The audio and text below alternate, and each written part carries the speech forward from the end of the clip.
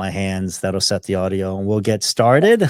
Okie doke. So, I was just saying, like, I really love that perspective because they're still coming to you bright-eyed and bushy-tailed with very little understanding of like what's what. And then that guidance around why I chose to buy an existing one versus why I went down the path of finding one, renovating it, all those. There's financial implications in there. There are ease implications in there. There are refinancing implications in there. I got crappy tenants and I got great tenants implications. All of that stuff is real. So we'll touch on that. I love that. Okay. Yeah, that sounds good. And also the time aspect of that too. People do not understand. And then the other thing that I really want somebody's perspective on, and I think you're a great one, is I want cash flow. And it's like the idea that people are losing sight of is in real estate investing, like most real estate investments that work, is the first year, the greatest benefit is tax day. And people do not understand, like my partner included is my father-in-law. He's like, you're not making enough cash flow. You keep buying stuff from Amazon. You keep fixing stuff. And I'm like, bro, you just got $110,000 tax deduction. Exactly. Yeah. Like, be a pig, not a hog. Like, understand the value. And this essentially, it's because it's not even hidden, but they just don't understand how to put a value on it because they haven't experienced it. Yeah. It's like, you know, I've heard about driving a car, or like I've heard about, you know, wakeboarding or something like that. It looks so much fun. And then it's hard to get up. You know, it's like these analogies are the same. Like, I can tell you how to swim, but until you jump your ass in the water and start kicking and paddling, you don't know. Right. Right. Yeah. All right. Here we go. One of my favorite realtors in all of Atlanta is the venerable Caitlin Verdugo. Caitlin, holler. Tell me what's going on. Tell me, look, there's people that never met you before. There's some people that have seen you all over the city. Tell me, who are you? My name is Caitlin Verdugo. I am a realtor in Metro Atlanta. I am a PadSplit host. I'm a real estate investor. That's it. That's the short bio. Literally, you gave me like the Instagram 3 bullet points. Yeah. That's the short real estate bio. And in the non-real estate bio, I am an athlete. I run, I swim. I am all over the lake all the time. I've got a couple dogs and what kind of dogs? I've got a yellow lab and I've got a yellow border collie mix. Oh, one spastic and one non-spastic. Nice. Yes, exactly. Yeah. One swimming dog and that joins me on the paddleboard, and one dog that watches from the side. He'll just chill on the board while you're paddling. Oh yeah, that's so cool. I see that all the time. I'm just like, I have a French bulldog and she's stupid, and she'd be like, oh, and she'll fall, and like it's bad. Like, she's got to wear a little life vest. Like, it's a hot mess. It's a hot mess. But she is super cute, and my wife loves her to death. So it is what it is. Yeah. All right, welcome to recording. Thank you so much. Like, I'm super excited because, you know, I've been screaming this for years, is that we have so many hosts and they're all suffering from the same I don't knows. And like right now, until recently, everybody's kind of been in their own little silo and figuring this out, and they're figuring it on their own. And like, I just think that's stupid. Like, we have this community of dope ass investors. A good majority of them are like, they're here for the right reasons. They understand that we provide affordable housing. They understand that they want to be real estate investors. They have other options. They chose this niche. It's not the easiest niche, but the reward, if done correctly, is you get paid more, right? Like, but as my dad says, there's no such thing as a free lunch. And I think that's one of the things that I'm always going to ask every new host, or every host that comes on this recording and pod, is like, I could take you in a time machine and go back to the very first day that your property activated, what lessons would you tell yourself? Yeah, so I would remind myself that this is an active investing strategy. This is not just passive cash flow, unless you have a asset manager or property manager that's really putting a lot of time into it. But if you're self-managing, this is a business. You are starting a business. You are not going to make all of the money instantly. This is a persistence game and a consistency game. And yeah, it's just like starting any other business. You have to invest the time and the money, and you will respond to phone calls at 11 o'clock at night. You will, combined with the real estate aspect of it, which is you're solving everybody's problems at the house. You are doing all the maintenance of the house, but you're also having your customers and or your clients, and you're responding to them and providing that customer service. So it's a business. It's a real estate business. That sounds terrible. Like, it's not terrible. I know. So tell me why you're doing it. So I love Coliving because I love providing that customer service while also getting the benefits of owning and investing in real estate. So yeah. I've ran businesses for 15 years across many industries. And the customer service aspect is one of my favorite parts of it because I like making people happy. I like providing a good product. In any and all of my businesses, I like providing a good product. And so when I can bring that aspect into real estate investing, and have this relationship with the tenants and have this ongoing relationship where we see each other in the hallways when I go to the house, I'm like, oh, how's your job? How's work? Oh, I used to do that when I was, in college, like you. Yeah. So I really like that aspect of PadSplit. Okay, I'm going to ask you to brag on yourself a little bit here, okay? Okay. Now that you've been in a little bit, and now you've met a whole bunch of different hosts, and you're part of our network, right? You're a realtor on there, you're a host on there, you're property managing some stuff on there. When you look across the horizon at your competition, are you fearful? Are you excited? Are you in the middle? Tell me what the opportunities as your entrepreneurial little brain or big brain is like looking at it like, oh, like I want to channel Joe Rogan and the guy who owns UFC. I can't think of his name. But he looks at it and he goes, everybody else is kind of here. And I'm a little bit of a savage and I can kill this marketplace. Yes. And that's essentially what I look at the opportunity of it is like people aren't competing the way you're competing.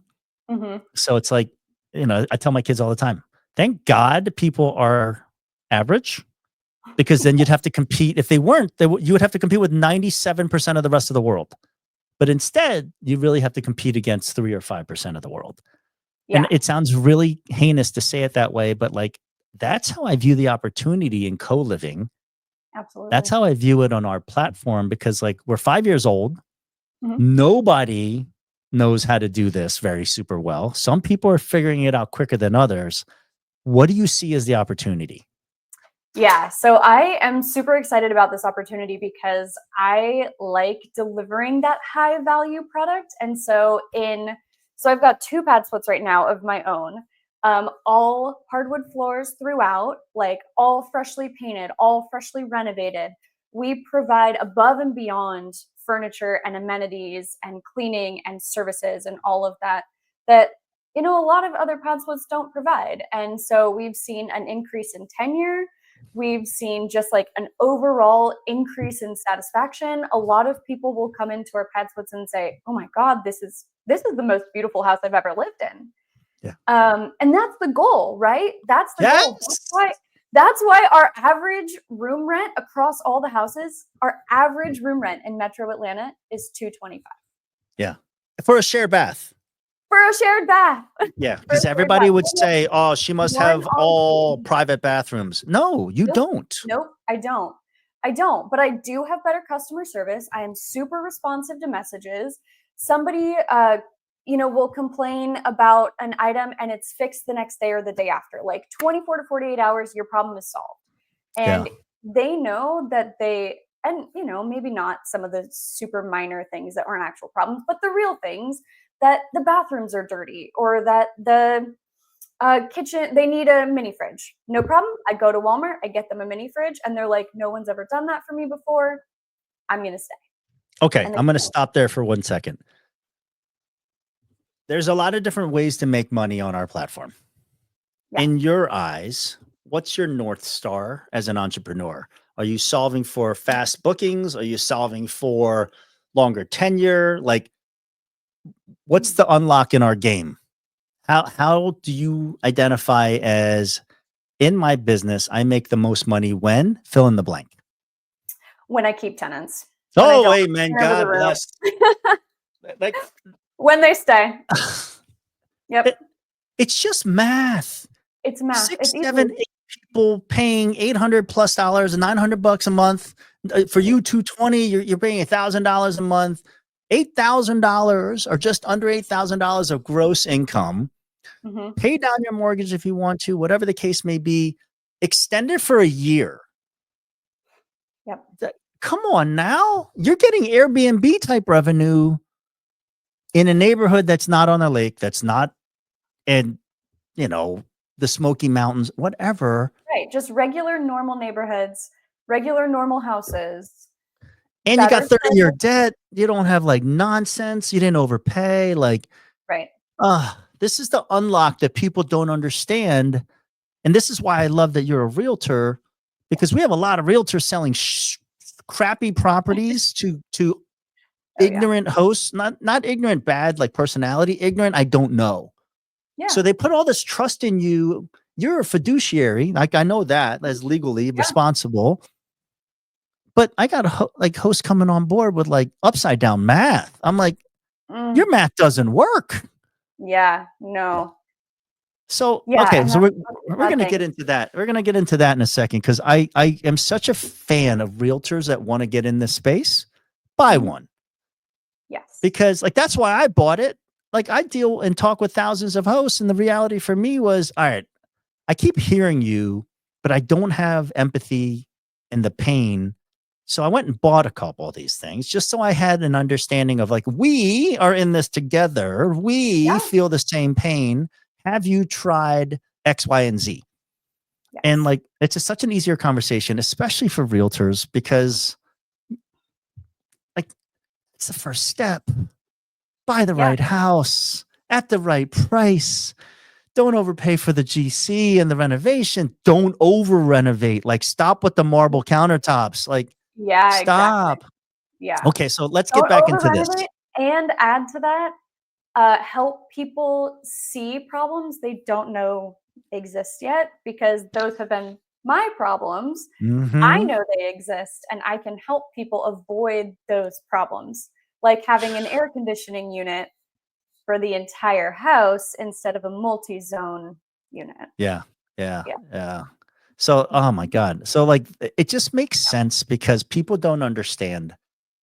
Initially, people think that we're a self-driving autonomous car. And I always use that analogy. Like, we do a lot of things really well, but we don't do all of it. So if you don't figure out how to get value from our platform, like a tool in your tool belt, like, we're the best in class right now. Like, I joke, like, I'm still here because we're the 800-pound gorilla in a niche that I think is going to explode, because the economy is like, it's really scary. And like, the people that it affects the most are the most vulnerable. Yeah. And we provide a product in a asset class that doesn't exist. Like, you tell me where you're going to go find an apartment complex, all utilities included, for $1,000 in a good neighborhood. And that's the part that people don't understand. Like, why is my house not booking? Because your house is in the ghetto. But it was cheap. I know. Like, would you want to go there at 10 o'clock at night? You tell me. And they're like, no. And I'm like, why do you expect your customer paying you $800 a month to want to go there at 10 o'clock at night? Right. Come on, man. Like, we got 8,000 rooms in Atlanta. They can transfer. 22,000 rooms in the country. They can transfer. Yeah. That's just, you can't change the location. But another story for another day. All right. Time machine time. I'm going back in time. Okay. Doo-doo-doo, doo-doo-doo, doo-doo-doo. All right, Caitlin, after your house activated day one, what are the biggest lessons learned that you can wish you can tell yourself? Do additional screening. Okay. Have an idea of who you want in your houses and what your expectations are, and talk to people that have requested about those expectations. That was my number one frustration when I first came to you after our Yeah. first house activated. That was the number one thing, is that we kept getting these bookings and they weren't a good fit for the house. And so I knew, or I learned that I had to decline some requests, even though I really would have preferred to fill those rooms. But because I learned that lesson within the first however many weeks and after our many Yeah. conversations, Yeah. I was able to, you know, meet, I was able to match the expectations of the house with the members that I was taking in, and updating the listing to reflect that. And then we started getting good people, and now most of them have not left. Right. Like, So, yeah. and this is the frustrating part. Nobody that owns real estate in this world can really relate to the experience of the person that's there. Like, they go back 20 years or 30 years when I was in college Right. or where I was working or starting out. But the empathy that's there and the assumptions and preconceived notions of who that person is, that's been the most eye-opening part for me. And I grew up kind of rough and tumble. But the reality for me when I talk to hosts is these members that pay 150 to 250 a week, they're seeking value. The Mhm. ones that we want, the ones that I have in my house, the feedback is I'm getting good value from what Yeah. I'm paying you. Right. Yeah. And it's like, it's not just a commodity. It's not just a room. It's not just a bed to lay down my head. There's value in what I'm paying for. And that's a differential. Like the old school host was like, we're a commodity. Every room's a room. I'm like, Right. I'm going to kick your ass. That's And I right. hope you And we keep your do. mentality. We kick their ass all over the We do place kick their asses. Yes. because they may get a lot of bookings, but a lot of churn, or they So much. may have friction between members. Like, I Absolutely. don't have any of that nonsense. Like, Nope. my members, Okay. like, and to your point, the best thing I heard you say is when you set expectations and Yes. then you hold them to it. Yeah. Like, expectations, reality, in here lies resentment. One of my favorite sayings I learned, and it makes so much sense. Right. So let's talk about this setting expectations for the house and holding to it, and Mhm. screening members. First lesson, talked. Okay. So if you're new, listen, you don't have to go through the same problems. Right. Right, How and do I you don't incorporate that? don't accept every booking request. Not every No. request is a good fit for your house.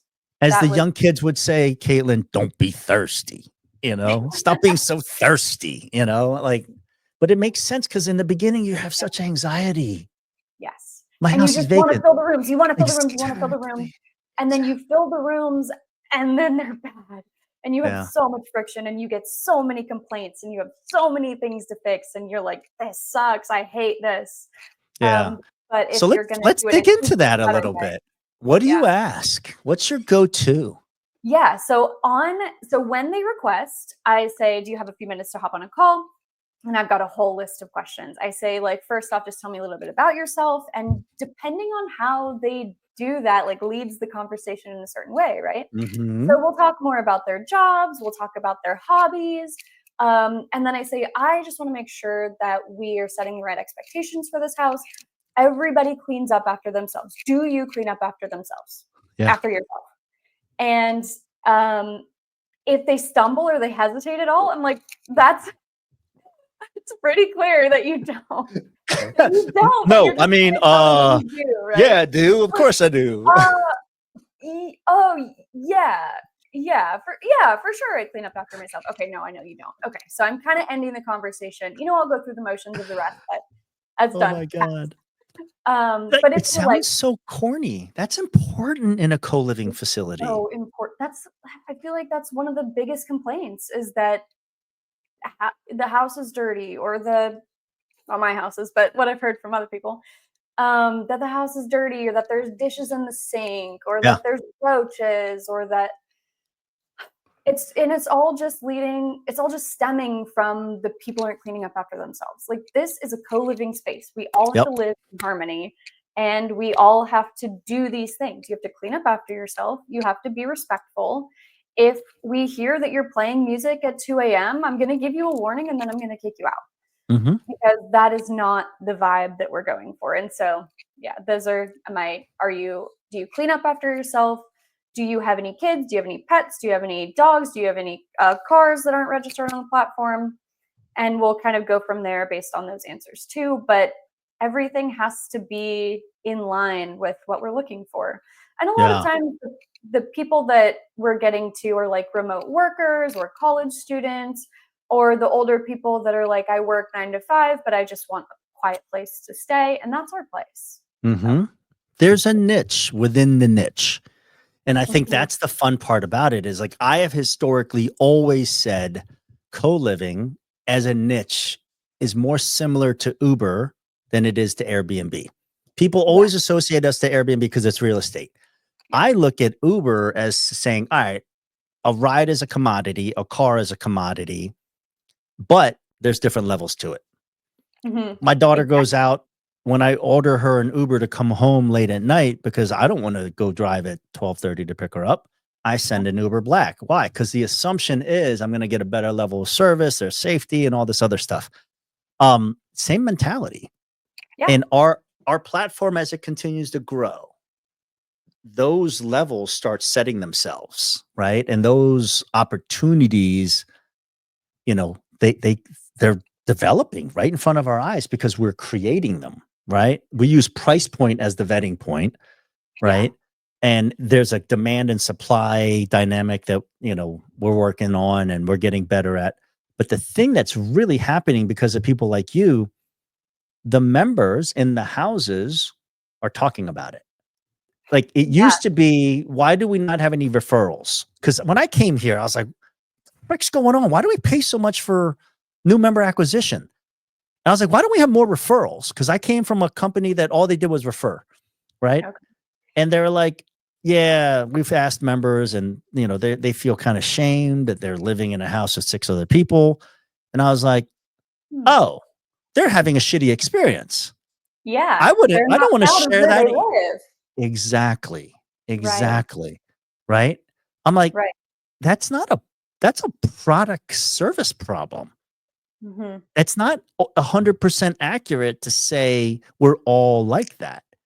And this Right. is when I get so excited when I meet hosts like you, because like you, I used to, like a sports term, you lift the floor, right? And then it's like more people are talking about it, more young professionals, more. I have, work from home IT professionals in my house. Yeah. And she's like, this is just a math decision. I could pay you 900, or I could pay 1,800 for an apartment, no utilities. She's like, I don't love everybody in the house, but they're all respectful. And I'm saving $1,000 a month. And she goes, that Yeah. just makes sense to me. Yeah. And then she had the nerve to do this, which is my favorite. And you're going to show me how to buy a rental property. I'm like, oh, hell yeah, I am. Yes. Hell yeah, I Yes. am. Like, Absolutely. because you're Yeah. now getting it. You're now exposed to it. Okay, so Well, screening. let me comment on that really fast. Uh-huh. So one of our very first residents said, like, in her profile, that she worked from home. She's a doctor doing telemedicine, working from home, living in our PadSplit, and she loves it so much. She's like, "This is one of the best places I've ever lived." And Yeah, I was like, "Well, why aren't you buying a house? Like, you make great money." And she's like, "Why would I? I don't want to exactly. maintain a house. I don't want to Exactly. do all the house stuff. I don't want to pay for a house. I want to live in a nice place." And she has told multiple people about us. Yeah. And she's one of the ones that helped, like, keep the community alive and strong and really good. Yeah. Yeah. But You know yeah. what that's amazing for? Okay. This is called planting seeds that you bear the fruits later. Okay. Okay. Um, you're expanding your portfolio. Yeah. So now the customers are telling you there's more of me out there. Oh, yeah. And like, I have this vision because I dropped my kid off at college and I was just like, how can they drop 50,000 kids on the same 3 days? Because they had a system. Like, they had people lined up with dollies. People got one drop off. You came through the line during your time slot. You dumped all your crap into these dollies. These guys took you to the room. You're done. Go park your car and be a parent and go set it up. And in my mind, I was like, the number one thing that hosts get pissed off about is how long it takes to fill a room. So in my mind, it's like, I'm going to launch a new house and I have a portfolio of 3 houses of 20 people in there. Hey, listen, you guys know my game. You know my brand. I'm opening this house. You're telling me the 20 of you don't know 6 people? Right. Because that network is not my network. I'm not filling it with my network, but I have to leverage the network of people that have earned the trust. So that brings me back to this other conversation we're going to have later. As our platform grows, the CV House brand is going to have value because people are going to say, book one of her rooms. Wait a minute. This is reverse.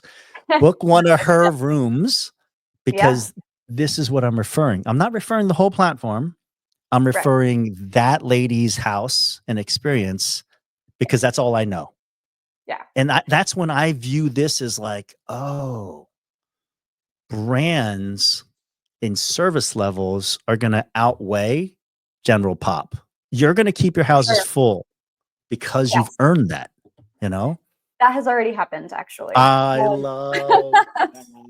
Okay. So between the first house and the second house, the first house filled, I think it was 45 to 60 days till like we were full. The second house, I sent it out to all of the rooms that I manage right now. Yeah. And it was full within 30 days. And then people at one of the houses were referring their friends to our new house that opened up. And we had a few people say, oh, I want the master. Master was booked in 1 day with the ensuite. So unfortunately, we had too many people requesting the master, but they would have all transitioned over. And they're like, okay, great. We know the quality. We know what we're getting. This house looks just the same as this one in the quality of renovations, the furniture, everything is the same. We love this quality. Go right here. And we were full in 30 days. Oh, that's so good. Like, I just listed a house today for a investor in Miami, and 7 bedrooms, listed at 11. At 1 o'clock, he had 2 bookings. And he's like, whoa, this happened too quick. I wasn't expecting this. And I was just like, bro, is this when you work with me? Yeah, that's ideal. We reduced the time to revenue. Like, this isn't, run of the mill, brand label stuff. Like, I'm here to drive revenue because when you're full, you have nowhere else to go except buy another property. Buy another one. Rinse and repeat. Exactly. And like, that's how I view the business model is like, hey, welcome to our world. You don't actually know how to operate these things, but I do. Let me help educate you on this. And when you're full, you got to go back to Caitlin and get another house because you can't expand but you're not expanding unless you know how to operate these things. Like the people that talk shit. The blueprint for it. Right. The people that talk shit about our product and our platform are the ones that are terrible operators. They bought really bad houses in bad neighborhoods. And they're like, why aren't you fixing all my problems? Like, I can't unscrew you. Like, you're supposed to be the real estate investor. You got to buy the right property, use the data that we have, convert it correctly, and then we can be successful. But like, don't get mad because you made a lot of errors. I'll try to help you. I had a guy that I had to gave him a come to Jesus. And I was like, if I had to give you a suggestion, it'd be to sell this property, take a little bit of a loss and reset. Yeah. He's a doctor. And he's a doctor. And he's like, no, like, I think I want the appreciation. I'm like, okay, then I need you to buy another property and another one so that you can dollar cost average this bad one. Yeah. The first one makes no money. He loses money because the realtor sold him a bad property. 6 out of 7, he needs to stay full in order to break even, let alone make any money. Oh boy. The next property, he's making a 32% cash on cash return because we talked him through how to finance it, what property to get distressed, why we took this property because of ARV. Like, he's like, this is how I was supposed to do it. like, yeah, dude. Yeah. Like you're making $1,800 on this property. You're losing money on that property. And now we can, we can carry that property. And in 10 years, when it doubles, you'll be happy. But like today's cash flow, the only fix was to sell it or keep adding on. And he chose to add on, which I think is okay. Okay. Yeah. So Well, screening. those two are learning experiences, right? Ones we don't want to make and we can avoid making if we do enough research and have enough conversations before. But unfortunately, we've all made those. No, the number one thing is choose a partner. Yeah. Yeah. Collaborate and work with somebody. Exactly. Choose the right team. Yeah. Like you want to be a real estate investor because you're a high net worth individual, go find Caitlin. Like, come ask find me the questions about like, hey, what's a good deal? Yeah. Like, because your job ultimately is to build portfolios for people. If you could have 100 hosts buying a house twice a year, that's a business for you, right? Like, yep, absolutely. Like I want to put you in a good deal because I'm selling you your next deal by selling you this deal. And that's it. Like people don't get it. And it's just like, I talk to realtors like, I want to get on your vendor network. I'm like, can you not? Because I don't know anything the last guy you brought is so pissed off. He had so much money and you lost him so much money that he doesn't want to do this. And he's telling his other high net worth friends during their happy hours about how bad PadSplit is. And I'm like, and it's actually not him. It was the realtor. So can you not get on our vendor network, please, lady? Because you cost us money, and it sucks. But I'm like, either that or educate yourself. We're more than willing to teach the realtors. I'm teaching your boy Vern. Like, come on, Vern. Yeah, I'm glad. Yeah, I'm glad you guys connected on that. All right, so I babble all the time. So let's circle back. Screening.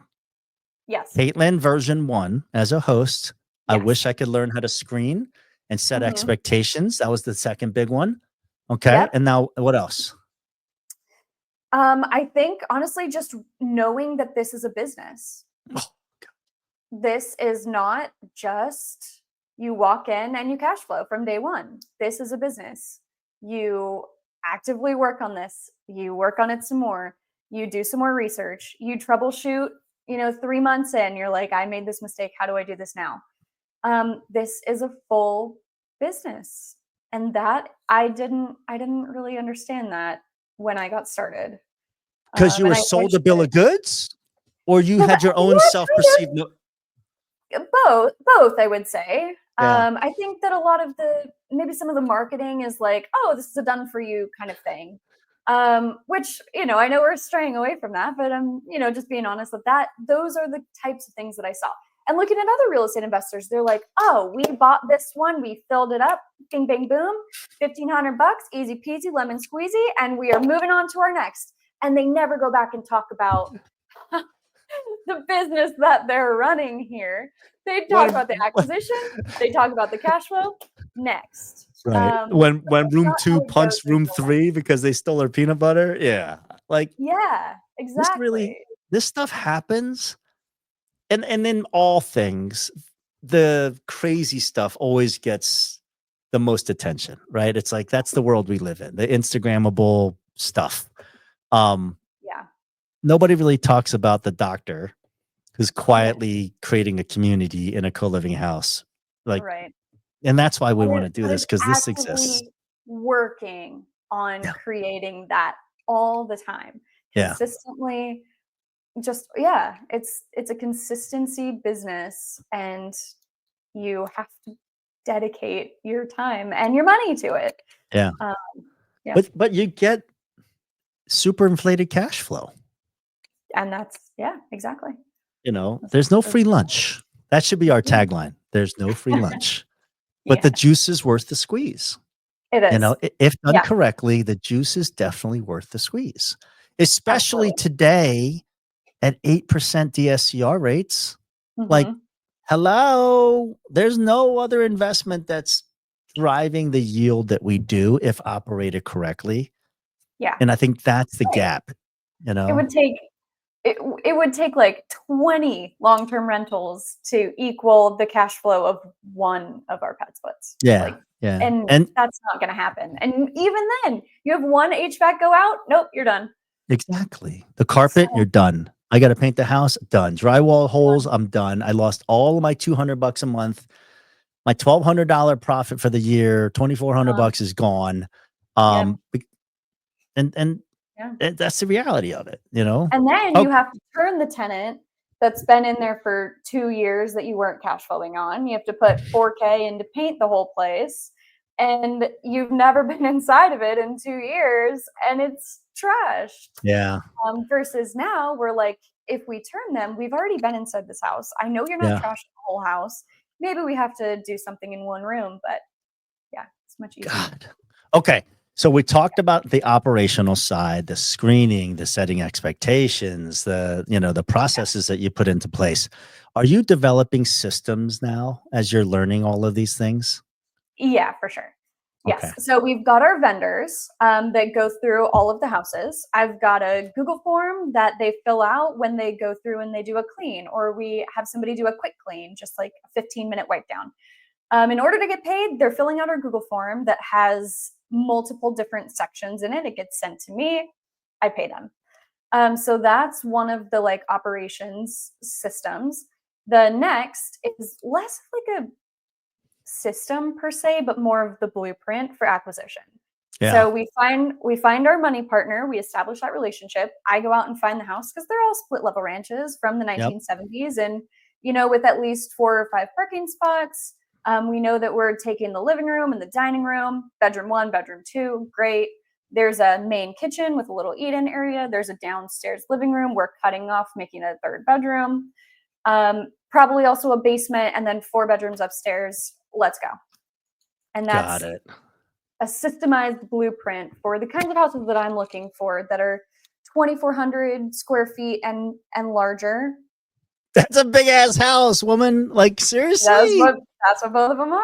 Well, our first house is 1,800 with a 500 square foot garage. So Yeah. Yeah. actively converting that. So about Okay. 2,300 square feet. But yeah, that's part of the quality aspect of it, though. If it's Yeah. a super small house and super small rooms, you want to Okay. see it. So do you have a sweet spot? The Goldilocks, like number of bedrooms I feel like 8's probably good. because of the cash flow, the revenue side? Both things.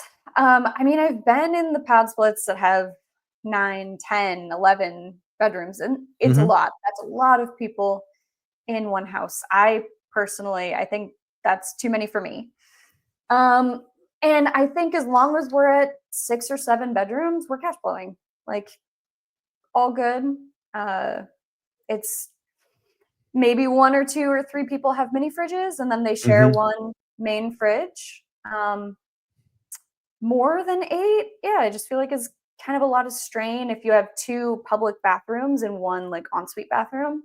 That's 4 people Yeah. using, or maybe 3 or 4 people using each bathroom. That's kind of the max. Yep. And I just don't see a lot of other houses that have a lot of, or 4 bathrooms, right? The, like, 4 threes are the common kind of split level ones that you can Right. do And it's something. usually 4, 2.5. They 4, just 2 and a lie to half. you on Zillow, right? But we Yes, convert we exactly. convert those to 3. But yeah. Exactly, but Yeah. they're not usually 4 fours. Right. 4 is a somebody else renovated that bad boy, Right. they put in another bathroom. So for Mhm. us, like I search by bathrooms, like just like you, Yeah. Yep. like people talk about privacy. I find more success with privacy in bathrooms than necessary because all the rooms are going to have locks, right? Yeah. Like Yeah. if I have a host in Jacksonville, one of my favorites, and he's like, now I'm looking at, they're not en suites per se, but he's putting in, because those are cinder block, like crawl space houses down there. And he Okay. loves those. He goes, I get access to plumbing. And he Mhm. goes, I'm doing 6 sixes. So they put the same lock code on room 1 and the bathroom in room 1. And that's their bathroom. And there's 6 bathrooms throughout the Oh, house. It's not attached, but you're assigned to that one bathroom. There's no interesting. nonsense. So he's like, and I can get there, so I select Mm, houses. He selects houses based upon access to plumbing. Like he loves a shotgun interesting. house. Like if you think about it, in Atlanta, Campbellton, that stretch along 20, the old cinder block crawl space, shotgun house, one long hallway, room. My contractor guys are like, I love those. He goes, access to plumbing is easy. I'm just adding rooms, and it's a long hallway and bathroom. And he goes, it's easy for me. He goes, you give me these like poured concretes. He's like, I gotta do all sorts of stuff. He goes, for you as the investor, property selection makes a lot of difference in like the end goal that you want to do. And he's the one who's like, just reverse engineer it. And I'm like, you're speaking my language, my man. Yeah. Like, I reverse engineer everything. Yeah. Okay. And I mean, there's, multiple ways to skin a cat, right? I don't want to do that kind of construction. I am better. I mean, I'm obviously on the MLS all the time. And I know these neighborhoods. I know what the houses look like. I know what I'm looking for. The second I go into one, I can tell within 30 seconds if I'm going to want it or not want it. Yep. So yeah, I don't want to do that much construction. That's not for me, but access to houses all the time. That's what I roll with. Yeah. Let's go down this conversation, because you are a realtor of Keller Williams. Right. So I just want, let's talk about it. Like, I don't want you to give away all your secret sauce, but like, tell me about the houses that you look at and you're like, no. And then let's talk about the houses that are maybes, and let's talk about, oh, that's an easy conversion. Okay. So starting with the neighborhood, if it's in an HOA, immediate no. Thank you. Immediate no. I think a lot of people think that already, but just saying. If it's no, they don't, by the way. No, they don't. They don't? Oh my gosh. They're HOA, like, oh, it's only like $25 for the HOA. It's not a big deal. And I'm like, dude, that stupid HOA is going to put so many liens on your house that it's not going to be worth it for you. So like, it's a Zillow filter, for God's sake. No HOA. It is so easy to screen out. And so many single family houses in Metro Atlanta are not inside an HOA. So I don't feel like that one comes up that often. Yep. But it is an immediate no. Also, if the houses are super close to each other, also immediate no. Like the cluster homes, you mean? Yeah. I agree. Yeah. Immediate no. You're going to get so many neighbor calls, and it's like, that's personally immediate no. Can I stop you for a sec? Yeah. Hey, everybody, look at me. Neighbor complaints are the number one problem to co-living. It's not the cities. It's not the laws. It's neighbors, the Karens of the world. They cause 95, 96, 97% of our problems. Yes. Because they don't want cars parking on the lawn. They don't want garbage all over the place. They don't want 7 unknown strangers, 8, 9, 10, 11 strangers in a cluster home area. Like, right. God. Yeah. Like, property selection. Everything else is easy after that. Okay. I just wanted to call that out. Like, please. Yeah. Exactly. Okay. So continuing in the neighborhood, I would say another like red flag for me is if I don't see any cars parked on the street. But those kinds of neighborhoods where they're like every single car is parked in their driveway. I know not every single one of our cars is going to be parked in the driveway all the time, and we might have someone on the street. If I see nothing in the street, that's a yellow flag. Right. Sure. Right. Yeah. Let's go look at it on a Tuesday. Maybe Google View didn't get this. Yes, exactly. Let's do some more street view. Let's see if there ever was a time when they're parking on the street. And yeah, exactly. So that's neighborhood selection. House selection, like I said before, my favorites are the split level ranches. You walk in, there's a living room, a dining room. Both are like the sectioned off 1970s style. I personally love hardwood floors. I know that that's kind of controversial for rentals. Why? Because it helps your appraisal. It does, for sure. I think it holds the value better. I think it looks better. I have walked into far too many gray LVP floor. Gray LVP. I hate it so much. And I will. There's a generation of COVID flippers that Yes. all bought from the same lot of 229 a square foot, LVP, clipping snap, all that crap. All of Yeah. it. Yes. Yep. And the subfloor underneath, you can feel it's soft, and I hate walking on those floors, and I can't do it. Yeah. And people I don't understand the history behind it. When the hedge funds were buying like crazy, Mhm. their spec was that. Yeah. So that's when you see all of those, like, if you look on the purchase history, the 2020 through 2022, 2023, like sale, resale, the flips, they all look the same because All that the was same. the spec that they were. Gray on gray on gray. Yeah. Yeah. I have That's a funny. I have a saying that I just like to call out in my videos when I send it, Yeah. and it is boo boring basic. Yes. The gray LVP. It's boo boring basic. I hate it. So yeah, the next thing that I get really excited about in house is if it has hardwood floors, the like 3/4 hardwood floors. Mm-hmm. They that means to me when I walk into that house that still has original hardwood floors, it was well maintained by the people that lived there across the last 50 years. Yeah. Because hardwood floor is harder to maintain. You know, you can't just have water everywhere. You can't like scratch things across it. People care about these houses. They care about the Yeah. ones that still have hardwood floors in them. And, maybe some of them have been replaced. I don't know. But I get excited when I see hardwood floors. I also get excited when I see a kitchen that has a lot of cabinet space. And I don't care about the countertops. Other people care about the countertops. You can replace those very easily. Yep. But a lot of counter space, a lot of cabinet space, because I assign each person their own cabinet. Look at you with your systems. Yep. I love my label maker. Yeah, everybody's got their own cabinets. That's one of the things that people really appreciate too, having their Yeah. own space. And then I like when it has a little eat-in area. So it's not a must, but it is a benefit when there's an eat-in area in a large kitchen that people can sit and have a birthday party at or Right. eat dinner with their friend at. So you don't have the cocktail table with 2 chairs? No. Okay. And no, Okay. I do not. You know what I'm talking about. I do know what you're And then talking about. everybody's got like, the old $79 one from Amazon. Yes. with Yeah. the like the wrought iron looking like curved back. It's awful. And like It's the awful. excuse has always been, well, none of our members talk to each other.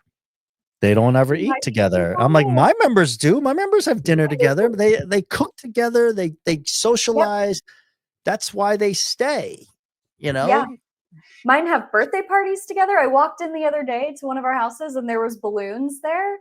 And I sent a message in the group and I was like, "Oh my gosh, I'm so sorry. I didn't know that it was your birthday." And they're like, "Oh yeah, we had this big old house party together with all the Yeah. members and they had cake. Someone made a cake.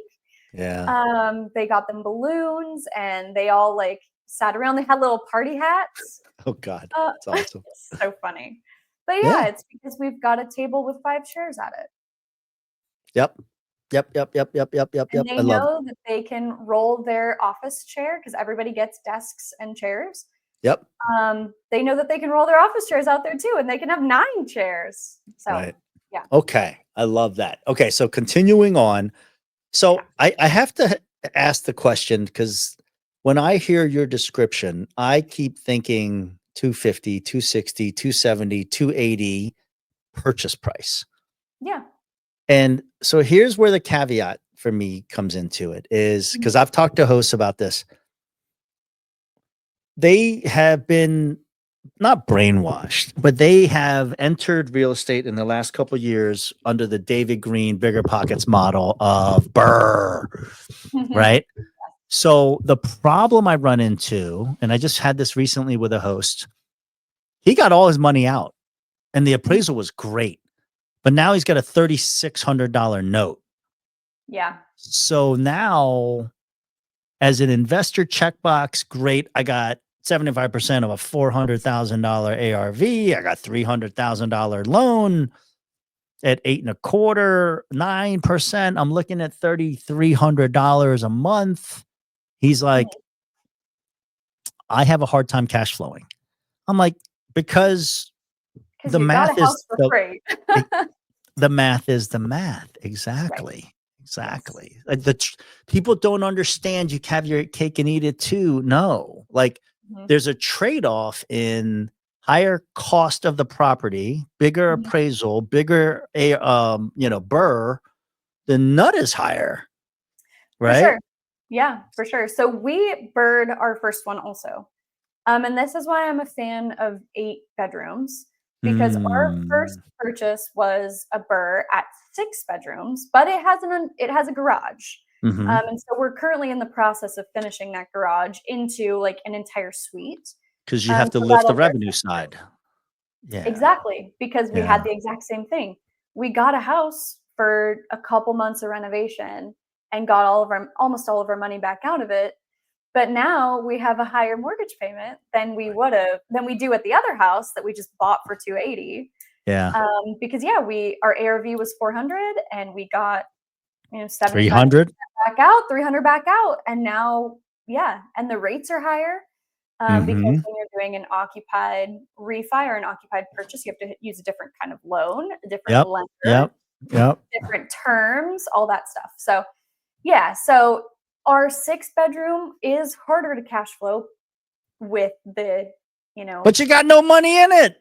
with the standard of old, Yeah. right? But with better rooms, better rents, uh, better service, lower tenure, we're still cash flowing and we're still very happy about Right. Right. the amount of cash flow that we get from that. And then with the garage space, we'll get even more.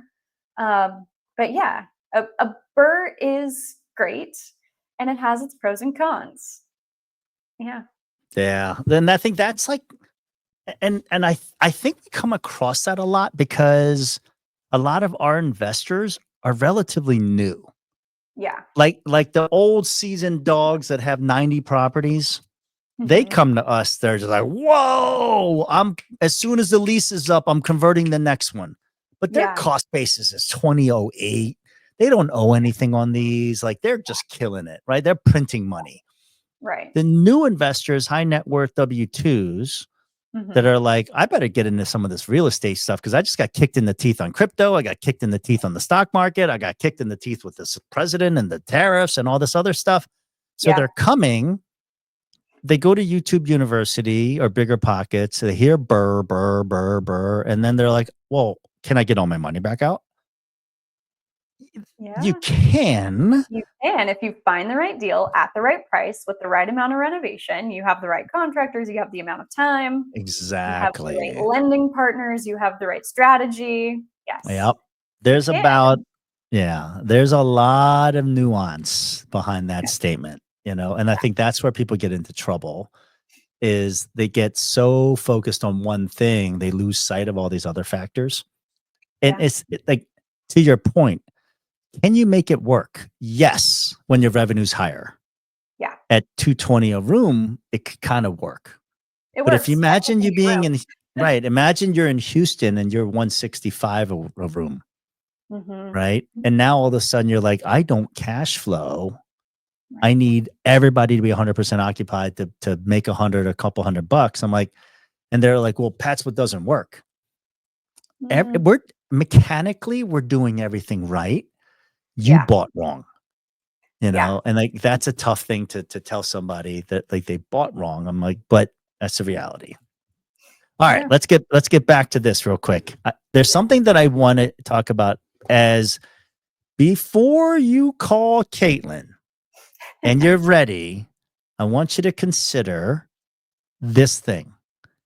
If I'm an investor and I'm new, what are the pros and cons of do I buy an occupied pad split Mhm. or do I work with you to go find a brand new distressed property or not distressed property and renovate and start over? What are the pros and Yeah. cons?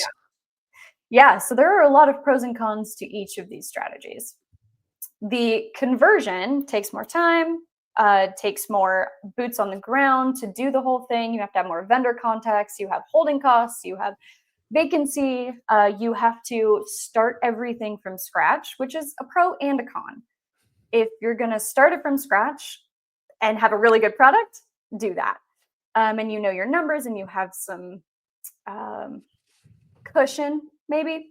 do that. If you don't have any of those things and you just want to walk into a cash flowing kind of property that you don't have this kind of control over, but you do have 25% down, you have a vendor contact, i.e. me as a realtor that has those connections, that's an option too. And it might cash flow more, it might cash flow less, it depends on the deal. The cons to the occupied property, though, are it's a different kind of loan. It's a different kind of lender.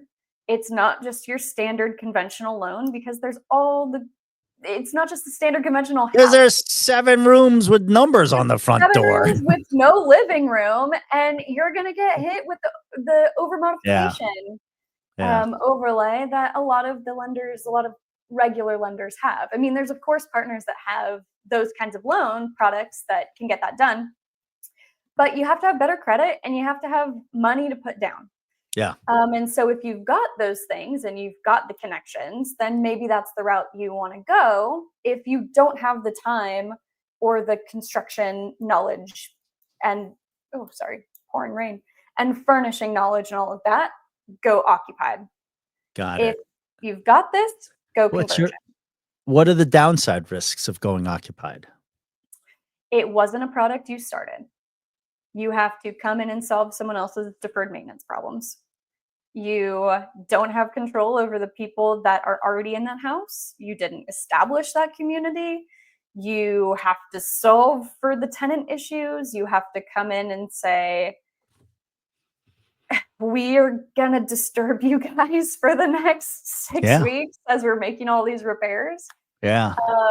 The cons to that too are also you might be sold a cash flow that doesn't happen with you as the new owner, or the transition time destabilizes a stabilized house. Yeah. How'd you make so much money? Because you never did any maintenance. Right. That's a big one, right? Yes. And the other thing, you didn't have. Yeah, go ahead. But the pro on that is actually cheaper. Yeah, usually they're cheaper than just like regular houses. Right. But to get into it, it's less cash out of pocket. Yeah, because it's only 25% down. You don't have to do furnishing. You don't have to do 25% of this one plus furnishing plus renovation. Yeah. You just have to do 25% of this one. Yeah. So I have a buddy of mine, Locke, and he's my homie. And I joke, I'm like, he keeps introducing me to what I've now dubbed the Indian Mafia. Okay. It's all high net worth IT professionals. And they're just like, and he's an early adopter. So like, he just does everything early. And everybody's like, what you doing over there? Like, what's your cash flowing over there? So I met with them. And one of the learnings from them was, if I buy distressed for, let's say 150 and I do a 50 reno, it's time and money out of pocket, out of cash, or it's a hard money loan at a bigger interest rate. And then you take on 2 points of risk. One is the hard money guy says my ARV is 350. And then your DSCR guy says your ARV is 300. Right. Yes. And then you're coming to the table with the delta. So you have to be good as a real estate investor to be like, I appreciate the 350, but I'm going to underwrite it at the 300 and make the deal work. So that's one thing. Yeah. But the other buy that he really likes is like 25% down and I'm already moving in and cash flow starts tomorrow. Yeah. And but does this thing have code enforcement issues? Does this thing have deferred maintenance on the HVAC? Like I don't know what's behind the wall. Like that's the trade-offs. And I think like both can work and both have been successful. Both do work. Yeah. And both have been failures. Like there's no magic formula, but there's different entry points in. Okay. Yeah. I love this question. And I'm going to ask you, who's this exit strategy not for? This exit strategy is not for the person that says, I'm ready. I'm going to buy this PadSplit and I'm going to retire from my day job. Thank you. Honey, no, you're not. I don't care what you see on Instagram. This isn't it. Nope. Not from one. Not from two. Probably not from three. No, the golden axe is 5. Goldilocks Yeah. is about 5. Okay. Yeah. You know? So it's not for the person that's just trying to get rich tomorrow, that's trying to buy this 1 or 2 and retire and Yeah. not have to work anymore. Right. Also, Right. not the case. Let's see. I would also say I think it's a little bit more difficult for people that are out of state or out of the country, Right. maybe to manage these without like a solid property You got to management. have a good PM. Yeah, You I gotta have a agree. good PM. You gotta have good boots on the ground Mhm. across the Mhm. board. Acquisition, operations, sell, disposition. You have boots on the ground. Right. So I mean, Let's obviously it works. We've got other hosts that are not Atlanta local. Right. We have Well, plenty of out of town guys, right? yeah, And yeah, because of that, the niche for good co-living property managers has developed. yeah, And we've had some fail, some not so good, some mediocre, and some that are surfacing to the top as better. Just yeah, like you do it in anything, right? Like yeah, we have options.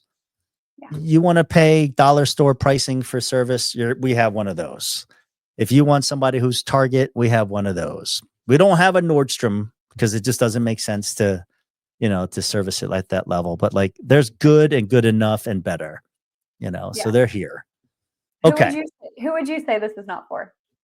I would say this is not for somebody who believes it's easy. And it's not for somebody who's a kvetch.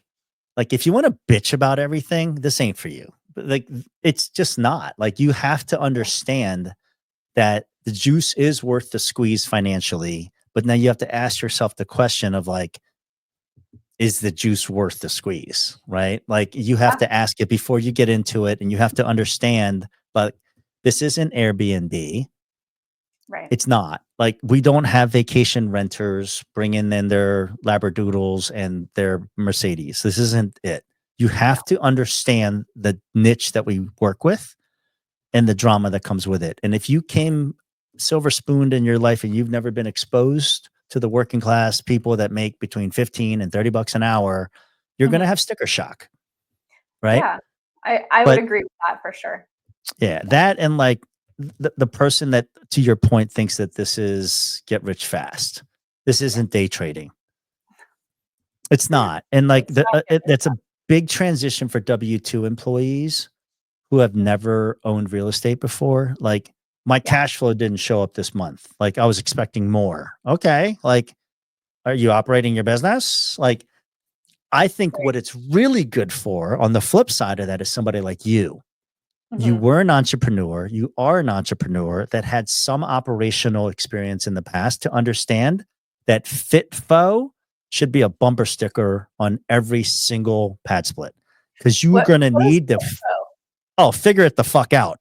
Oh, Yeah. yeah, okay. Like you're going to have to I've heard that figure before. it I love out. that. Yeah. Yeah, You're going to have to solve for things that nobody told you is on the menu of problems. Like, absolutely. You were going to walk in, this was my couple days ago. You were gonna walk into your house, to deal with 2 tickets about a bug that somebody saw, into a puddle of water in the living room that no one no. submitted a ticket for. Yeah. And the Yeah. shower was leaking out. Yeah. The shower pan was leaking. And Yeah. we had the water off for the day, making other repairs. And I was like, you know what? I'm going to Home Depot. I'm learning how to epoxy a shower today, baby. Figure it the fuck out right now. Yeah. And that, And yeah, exactly. and you will be successful because you give a crap. And I Yeah. think like in our world, the greatest hosts are the ones that understand it's bigger than just renting. Like one of my favorite sayings and you know, 3 bricklayers. The first guy, I just lay bricks. The second guy is I do this because I love it. And the third guy is I know I'm building a cathedral. Yeah. So your motivation to get into co-living, that's why We Live failed. The $4,000 San Francisco shared apartments fail Mhm. because they have too Yeah. many options. But in Yeah. our world, I love the fact that I'm doing something addressing affordable housing. I love the Absolutely. fact that I'm providing value to a demographic that's been, I hate to use the phrase, but like they're the most vulnerable, because when I see hosts that don't give a crap and their members have stayed at their house for 18 to 24 months, and I'm like, why did you stay? And they're like, oh, I didn't know if I had another place to go. I knew what I was getting here. And I'm like, we have 8,000 rooms in Yeah. Atlanta. You're a paying customer. Get on the website, find a better option. Yeah. And they're like, I can do that. Yeah. And this is where it's going to start getting a little bit shifty, because if you were a bad operator, people are realizing they have choice. Oh and yeah. the empowerment of the customer. So like, I don't know if you know this, like historically, in a previous life, I was a consultant for Accenture. I did utilities work, and they did something called deregulation, where multiple people could compete for land like gas. Think of SCANA, AGL. The hard coding in utilities in their programming, it said payer, not customer, right? So it was like payer, they're just going to pay the rent. They're just going to pay the electric bill, right? Their transition to treating people like customers was a massive mental shift, because historically you just paid the utility bill. You only had one choice. That's what's about to happen in our world, is like members are going to say, for the same 160, I can have a brand new house, or I can have this old ratty ass thing that they're not responding to paying tickets. And these people are going to get mad. And that's what I mean by, like, I love hosts like you that raise the floor, because you believe in what we're doing. You believe that you're providing value, and you're holding yourself accountable to putting out a better product, and you're getting rewarded. Yeah. I mean, it's rewarding all around for me, for the tenants, for investors. Like, it's rewarding all around. And it's helping to solve the affordable housing problem. It's like rents for apartments are going up every single year. Average $1,500 in Metro Atlanta for a 1-bedroom apartment, which is wild. Yeah. But yeah, we're providing such a better service and such a better experience. And it's the one bill solution also. Like, I don't think that's talked about enough. That like it's fixed ink. I hate to say it, like, it's fixed. my members know what they're going to pay. Yeah, exactly. And they can budget around it, and like, they know what they're going to pay. Yeah. And it's so different. Like, I love that you call it the one bill solution. And I'm like, house bill, state bill? Are we talking politics now? What are we talking about? Oh yeah, Okay. it's the one monthly bill that we all wish that we only had one of, and didn't have to manage the utilities and the internet and the gas and the water company and the whatever. Yeah. It's like so many different bills. I wish that we had just one bill to pay.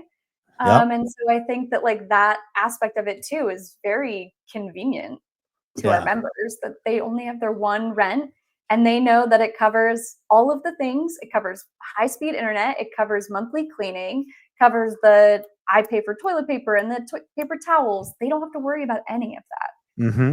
They have more time on their hands to go work their job, make their money, like, improve their lives, by not having to manage all of the other things, because I've got systems for all that. Right. They don't have to have Okay. systems for that. I want two little Instagrammable things. One, I'm a high net worth individual, and I am looking for a realtor. What questions should I ask if I heard about this thing about co-living and I'm interested in about it, and I'm interviewing realtors? What questions should I ask? I think a great one to start with is, do you have any experience in co-living? Because 99% of them do not. Yep. 99% of realtors will say, I can sell you this house, and they can't help you do anything else besides that. Exactly. Okay. That's question I number love one. that. I think that starts and ends that, right? Like, go Kind of. find a realtor. If you want to get into this as an investor, I love that. And then I'm going to flip that around. It says, I'm the high net worth individual W-2, and I come to you and I go, hey, I heard you own some of these. I want to work with you. What questions would you ask me? Are you ready to start a new business? Yeah. Yeah. So what about time? What about, like, what should I expect? Like, I've never owned real estate before. What are the intrinsic values of owning real estate? Like, this was a great learning for my partner, because he thinks like a W-2. Yeah. And he did not understand any of the ancillary benefits of owning real estate. What are those? Oh, so many. You've got the debt pay down. What, do you want my whole list of I them? want the list because people All right. don't know. Like, Hold on now. do you know what RMD is?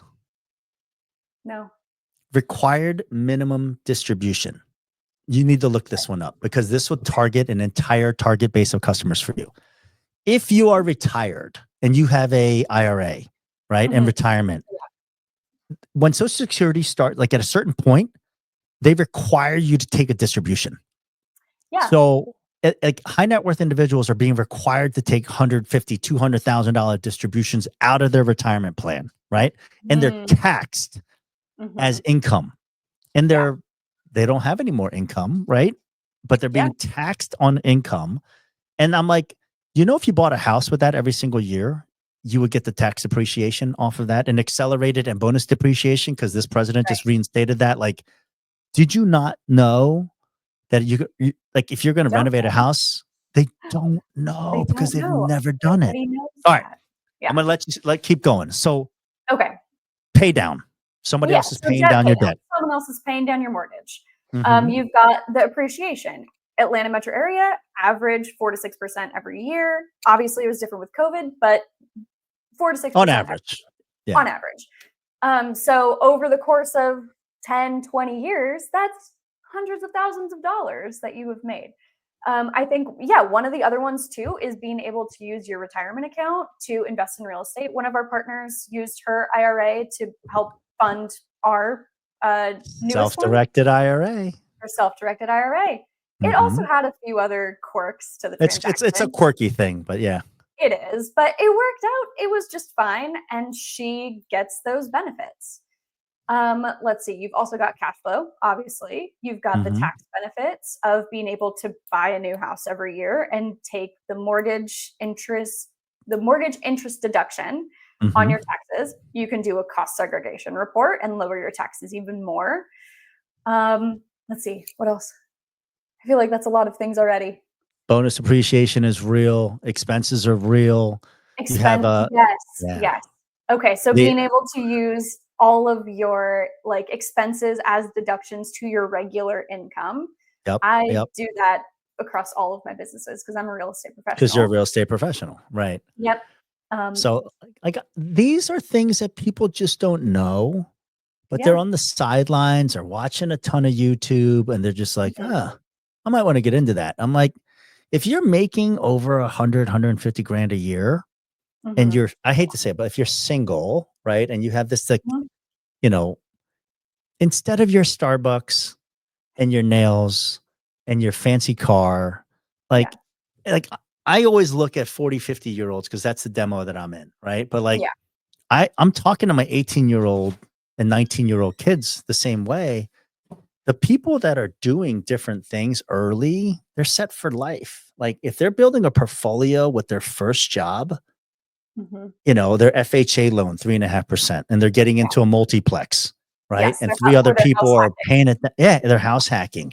And then they leave that in a year and they buy the next house and they use an FHA loan again. And they're just building a portfolio. By 30, by the time you ask somebody, I do, you have this portfolio of cash flow. And then every 10 years, that property essentially doubles in value. I wish somebody had told me this at 25 versus 45. Because time is your greatest asset in real estate. That's what people don't understand. Yes. I'm funny you mentioned that. I am giving a presentation to Kennesaw State Real Estate Society about house hacking in a couple months. Yep. And when I was talking to the leader of that group, she was like, what do you think that this demographic would want to know? And I'm like, number one, hands down thing is house hacking. And I honestly kind of feel like that's the best start to co-living too. That's it. Because they can get in with an owner-occupied loan. You rent out all the rooms to your friends just like you would in college. Apartment in college. You graduate from college, you maybe get some assistance from your parents on co-signing the loan or whatever. That the majority of people buy their house with assistance anyway, too. Yeah. especially their first house. But you Mhm. go and you do that. You learn about real estate investing from the time you're 20 to 23. When you're 23, you buy your first house, you rent out 3 or 4 bedrooms. You move to your next house, you rent out 3 or 4 bedrooms. Yeah. You keep going and you keep building. And exactly by the time you're 30, you've got 5 different houses.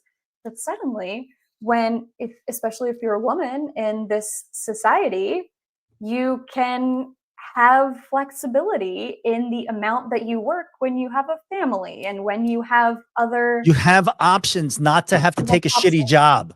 Like, this Exactly. is what I try to teach my kids is like, if you have Exactly. wealth, 3 houses, 4 houses, like let's think about it. At 25, you bought your first one, Yeah. right? It's probably going to be 300,000. That's the average cost of a house, right? 26, you buy another one. Yeah. Okay. So now you have $600,000 in asset. Now another one. You have $1 million in real estate by the time you're 27. By the Yeah. time you're 30, add on 2 more houses, you have $2 million in assets that somebody else is paying down. Yeah. And when you say, hey, I'm looking to change jobs, you're not looking at like, well, how many days of vacation do I get? Right. No, you have the freedom to not have to be a sheep. And Yeah. like, I don't know about you, but like these 19-year-old kids that my kids are friends with, like they just going through college like it's good Charlie Brown fraternity pledging, all good times. I'm on the other side, like, how many of these jobs are going to get replaced by AI? How many of these jobs are going to get swiped out in terms of like, I don't need to hire a million college start interns for this stuff. But how Right. would you like to be? I own 3 houses. I make $3,000 a month. I don't really have to do a crappy job that I don't want to do, you You have know? flexibility in the job choice or to start a business. I am Yeah, an advocate of not having any job at all, just exactly. start a business Exactly. and do it from there. Exactly. And I don't think that you know this about me, but I was one of those college kids that was running a business. Mhm. I I love did you that. did you know this? Yeah. No, what was the business? Because I've So when been I was when I was 16, I got a job teaching swim lessons, uh-huh. and I realized that when I turned 17, that I could make more money if I did private lessons. And then I was Mhm. like, you know what? I could make even more money if there were 7 of me. And so when I turned 18, like you got to be 18 to get an LLC and insurance. When I turned 18, I got an LLC. I hired 7 employees. I ran a swim school. Uh-huh. And then I went to college. While I was in college in the business degree, I had 20 employees and Oh my 3 god. facilities, and I That's had awesome. 500 families, about 500 families every summer, and I did that for 5 years, and I was the CEO Mm, of the swim school. that's it. And then I hired a general manager to manage the whole thing while I did, like, big picture operations stuff, Yeah. and still did a few swim lessons because I did love swim lessons. Were your And then parents entrepreneurs? yes. My Okay. dad ran a business for 30 years, and Yeah. my mom had many a side hustle. Yeah. So I've always been an entrepreneur.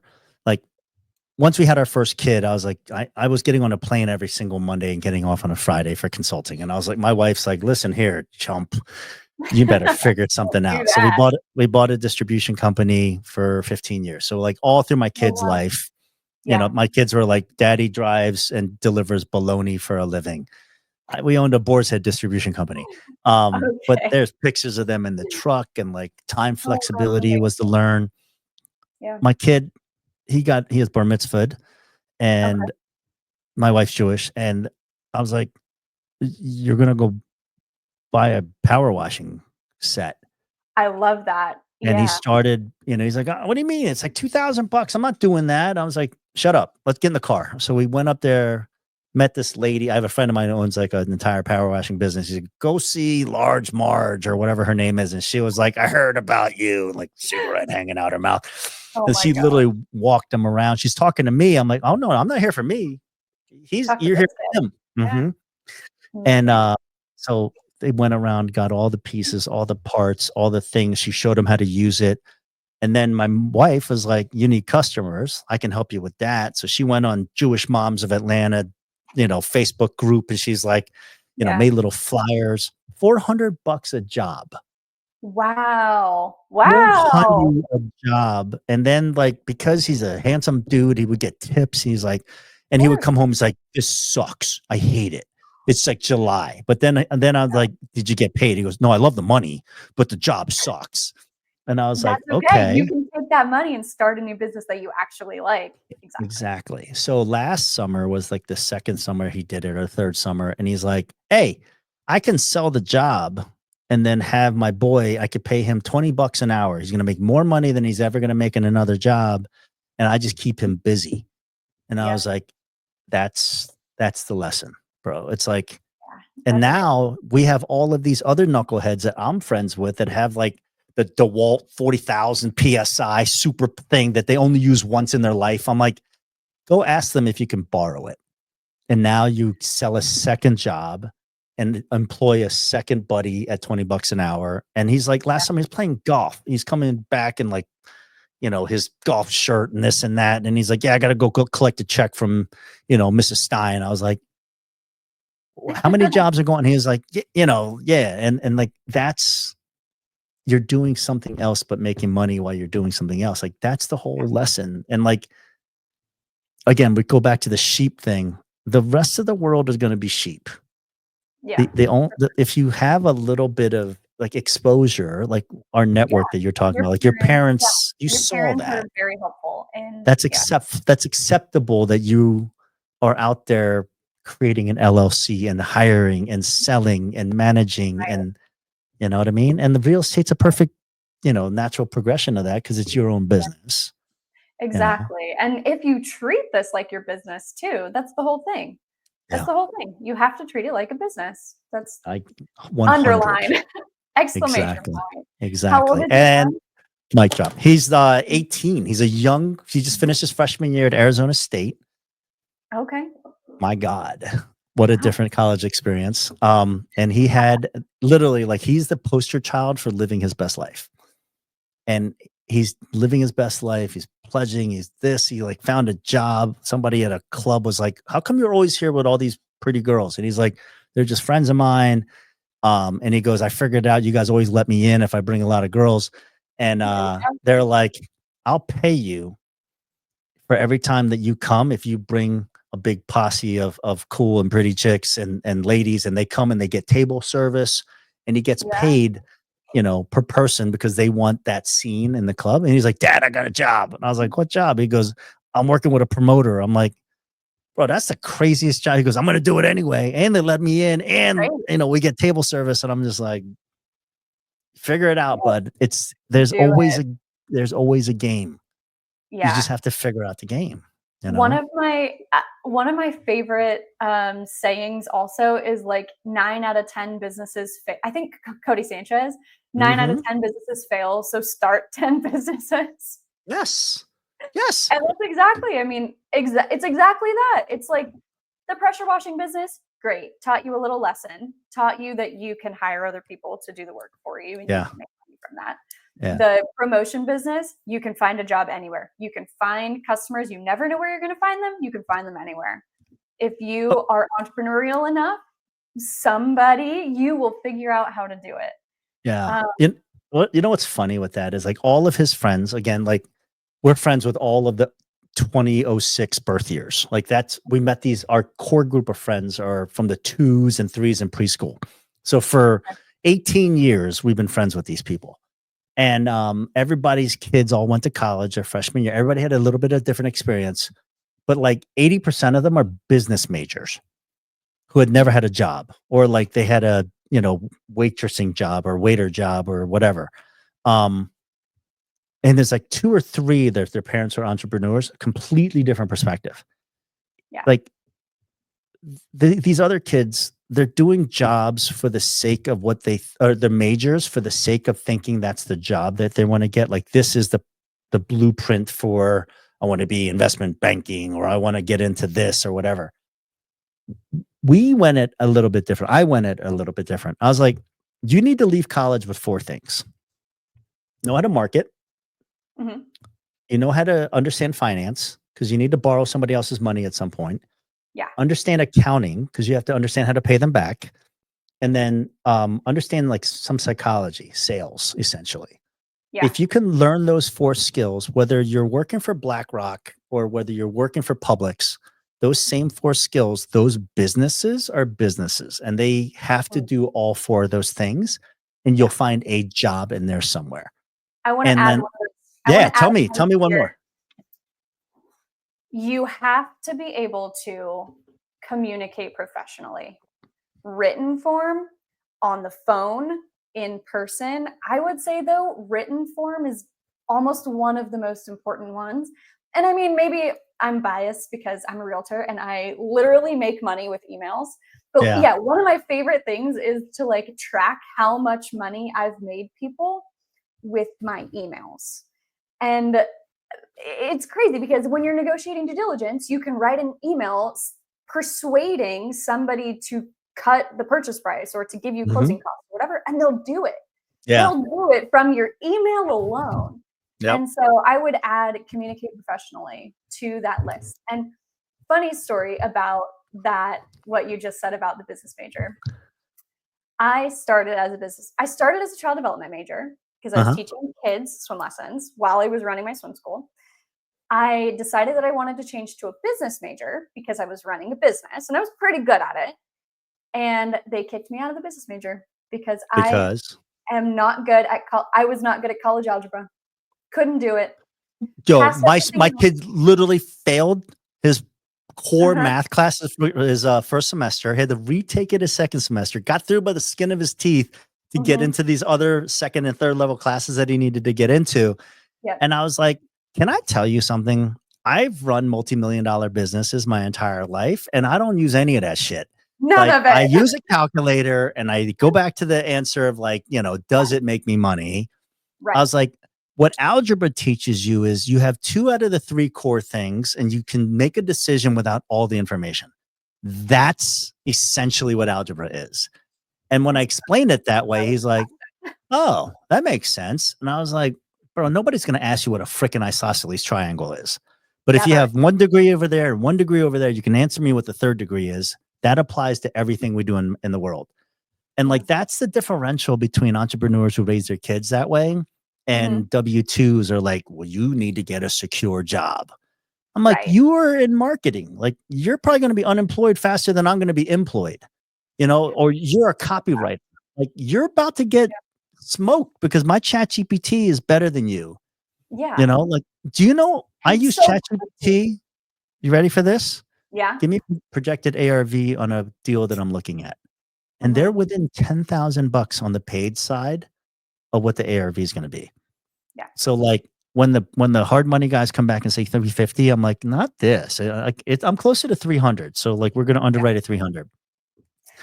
I got one little tidbit for you before you finish. Okay. Right. Okay.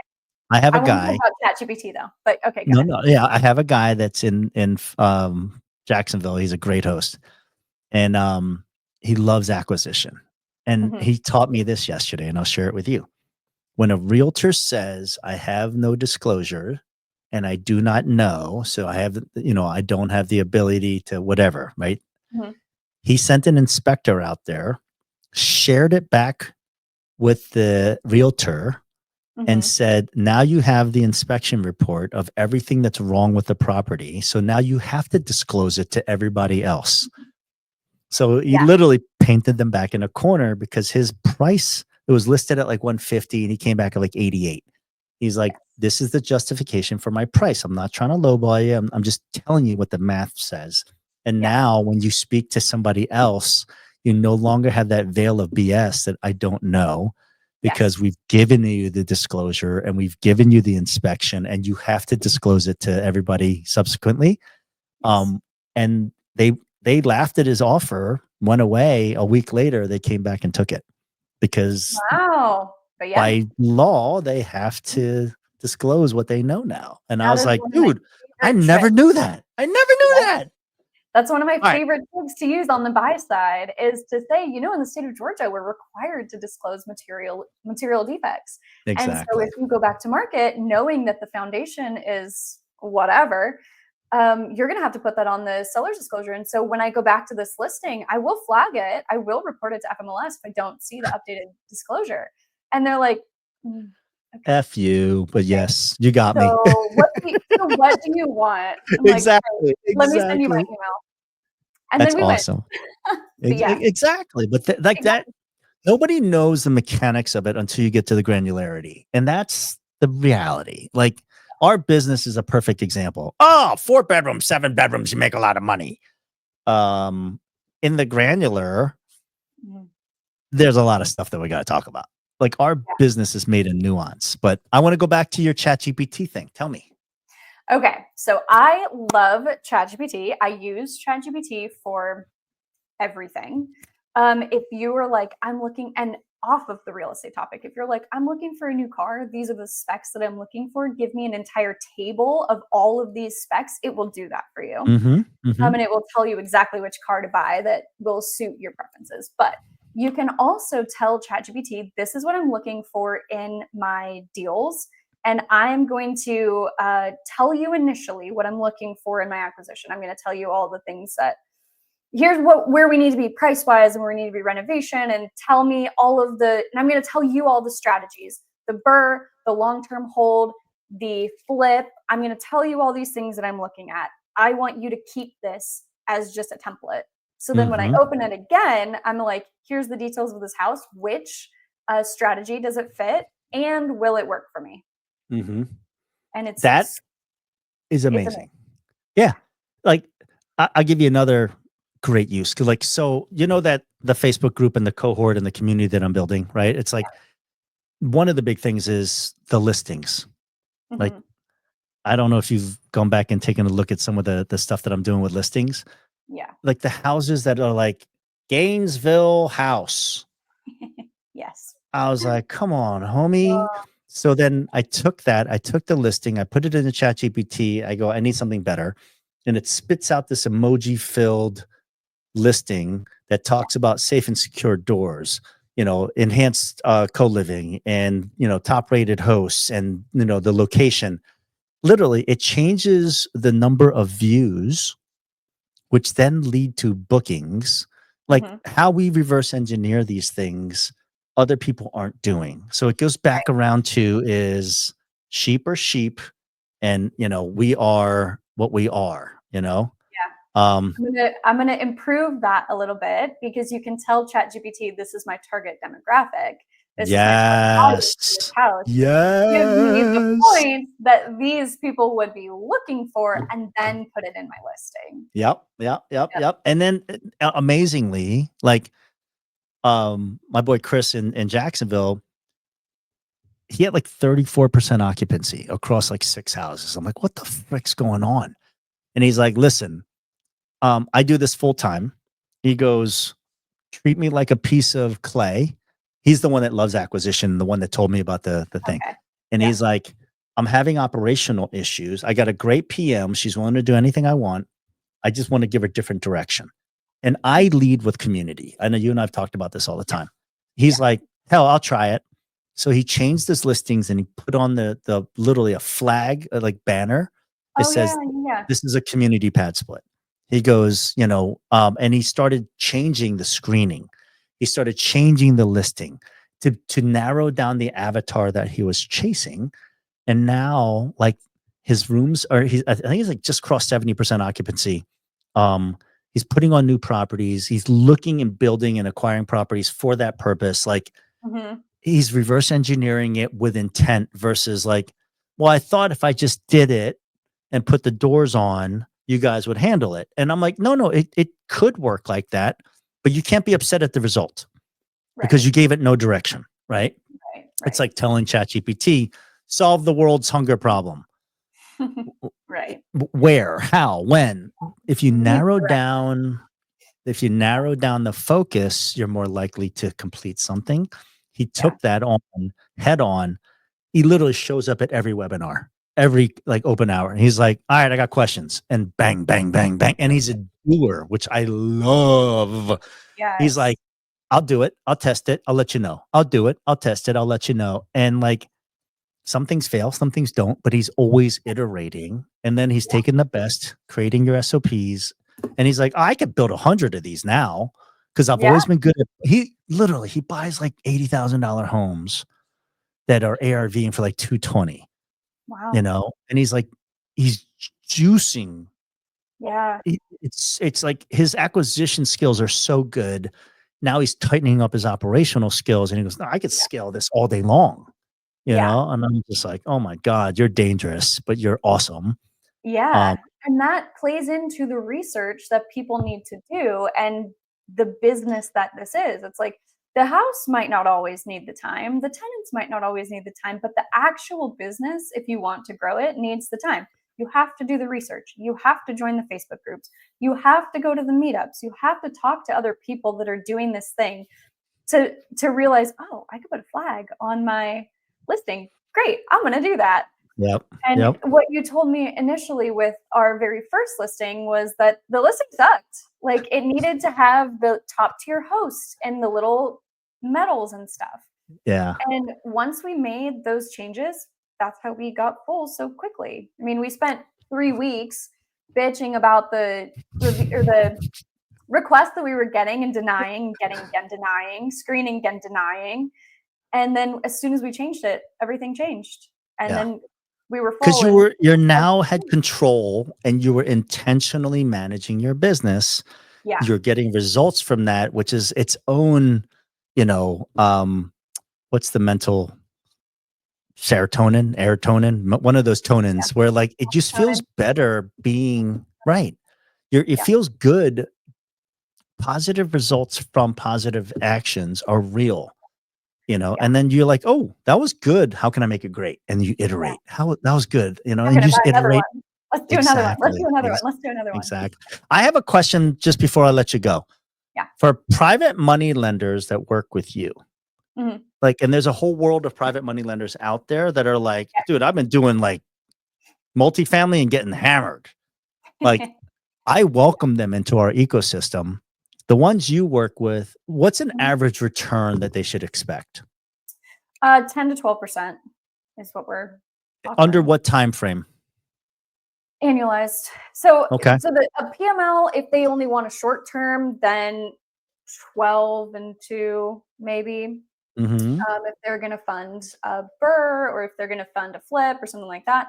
If they're going to be like a long-term hold partner, we're doing like 50-50 splits and Yeah. they bring all the cash to close, all the cash for reno, Yeah. furnishings, everything like that. We're doing And you 50-50. operate the hell out of it. Yeah, I'm the Yeah. whole reason it makes money. Yeah. Exactly. No, this is the point. Like, this is where Yeah. people don't understand is like, we as an organization have always felt one owner, one host. And I have looked at it like ecosystem. Like, Yeah. there's more private money people than there are operators. And in our world of operators, not all operators are good operators. So they Right. should not all be asking for money. Right. Right. But the Yeah. good ones who are like, I'm Mhm. at 6 houses and I've run out of my own cash. Yeah. I'm like, oh, meet Sarah and her partner Maria. They Yeah. just want 12 and 2, Yeah. and they'll fund your deal. Yeah. They'll either create a debt fund. Like, I have 2 ladies that are like, they're trying to raise about $4 million and they're like, yeah, we've been trying to do fix and flips around the country and like they're handing them back to us. And it Mm. goes, that's a disaster. She's like, but they're like, we'll fund your deals because your deals work. And I was like, Yeah. yeah. I was like, what do you mean you'll fund my deals? And they're like, no, like, we'll just be a debt fund. And I was like, seriously, I don't have to go beg my father-in-law for more money. And they're like, no, no. And I was like, oh, amen. Let's go. Amazing. So like, Yeah. that's the piece where I think like Yeah. our good operators, the next level is let's unlock some private money to For sure. let you scale at scale, because there's more Yeah. PMLs than there are operators. We know that's for sure, For sure. And that, like, when I come across somebody that, like, going back to your old point, when I come across somebody that's like, I've got the money in no time, then I talk to them about just being a capital partner or a private Yeah. lender. Yeah. And not getting into the whole business side of it. But I let them know, I'm like, I'm going to run the business and you're going to fund it and you're going to get the returns and you don't have to be going to the meetups and doing the podcasts and whatever. You don't have to do that stuff. You're going to get put your mailbox money to money. work. I'm the operator, but you have to let me be the operator. And Yep. they all agreed. Everybody wants that has the money and no time. So if they don't want to be a full operator, they could just fund our deals. Exactly. All right. How do they find you? I'm going to put this at the very beginning. You can Google me, you can text me, you can Facebook me. I've got a link tree with a whole bunch of resources in it. I've got, yeah, those are the ways. Email Fantastic. me, you can call me. Love it. Okie doke. You're the best. Thank you so much for your time. I appreciate it. This is a good combo. It's so easy because like I would tell you, I always joke, like my wife doesn't want to talk shop with me. You know, like when I talk to other hosts, I'm like, oh, what about this? What about occupancy? What about this? And my wife's like, I am so sick of your occupancy and your, PadSplit discussions. And I was like, oh, let me go find more friends that want to talk shop. Exactly. Yes, exactly. I love it too. All right. Thank you for being you. I appreciate your time. I'll talk to you soon. Okay. Bye.